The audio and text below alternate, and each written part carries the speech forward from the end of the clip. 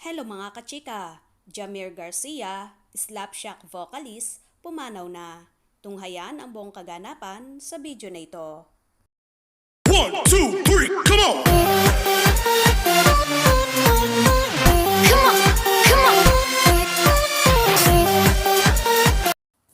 Pumanaw na ang tanyag na bokalista ng legendary rap metalcore group na Slapshack ayon sa mga ulat na lumabas ngayong Webes. Natagpo ang walang buhay ang katawan ni Jamir Garcia sa lungsod ng Quezon. Siya ay 42 anyos lamang. Ang pagkamatay ba ng singer ay may kinalaman sa kasong isinampa sa kanya ni Jerry Basco, gitarista ng nasabing banda. Ang kasong estapa at qualified theft ang isinampa kay Garcia. Makaraan inireklamo ni Jerry si Jamir sa pag-withdraw nito ng pera from band's royalties na walang pagkumpirma sa nasabing gitarista.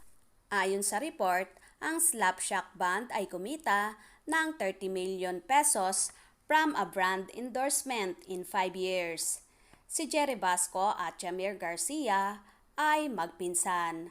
Ang naturang banda ay naging popular sa live concerts with their hit songs Carino Brutal, Ngayon Na, Agent Orange, Misterio, at Anino Mo.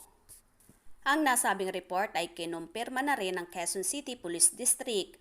Ayon sa ulat ng DZRH ngayong araw, wala pa namang pahayag ang kanyang dating mga kabanda kaugnay ng insidente. Nakakalungkot at nakakagulat ang nangyari. Bumuhos naman ang pakikiramay sa social media dahil sa pagkawala ng naturang Pinoy metal legend na siyang namayagpag noong dekada 90s at 2000s. The Mix Philippines team extend our deepest sympathies to the loved ones of Slapshack frontman Jamir Garcia, ayon sa tanyag na music channel na Mix. A first performer on stage, Jamir was one of the nicest and humblest rock star we'd have the pleasure of working with. He will truly be missed in the OPM band scene. Wala pang malinaw na ulat ng totoong pagkamatay ng vocalist ng Slapshack. Rest in peace, Jamir Garcia. You'll be missed. Mga kachika, anong masasabi nyo dito? Kung kayo ay di pa nakapag-subscribe sa channel ko, maray mag-subscribe and hit my notification bell para maging updated kayo sa next chika ko. Salamat sa patuloy na pagsubaybay.